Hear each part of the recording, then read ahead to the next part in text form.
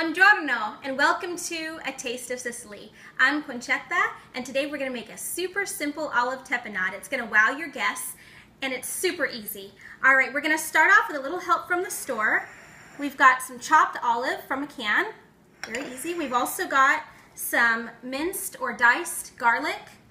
I usually use about 1 or 2 cloves, but depending on how much garlic you want, you can adjust that.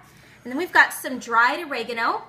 Any store-bought dried oregano will do. This happens to be from my Zia Nicoletta's farm in Cefalù, Sicily. She used to grow it and dry it herself. And I love the way it smells, but any oregano will work. And then of course we have our olive oil, very important ingredient. So let's begin. The first thing we're going to do is we're going to take our minced or chopped garlic, we're going to add it to our chopped olives, kind of stir it in a little bit. Then we're going to take some of our dried oregano and just sprinkle it around. You know, Italians never really measure anything. They kind of just do it by sight. I think because you start doing things so many times, you just get a good feel for it. So you can just kind of decide how much oregano flavor you're going to want. I tend to like a lot, so I'm going to put a good amount. And then we're going to, of course, use our olive oil.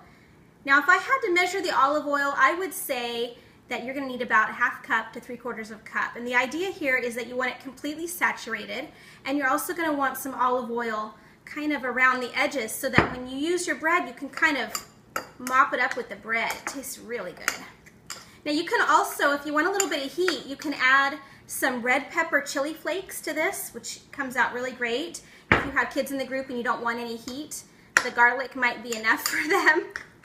Okay, so I'm going to add actually just a little bit more oregano in there.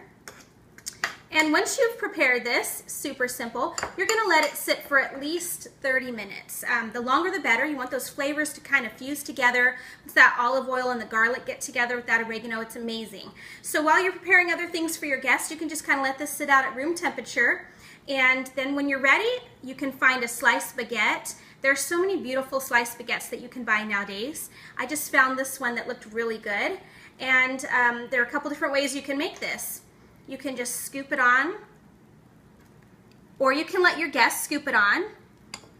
Okay. Another way that you can do this is actually lightly toast these baguette slices in the oven for just a few minutes on both sides.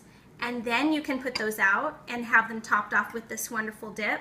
And then another way, if you like cheese or you want like a melty taste to it, you can actually toast these, top it with a little bit of mozzarella, and then when you take it out, you're going to top it again with some of this.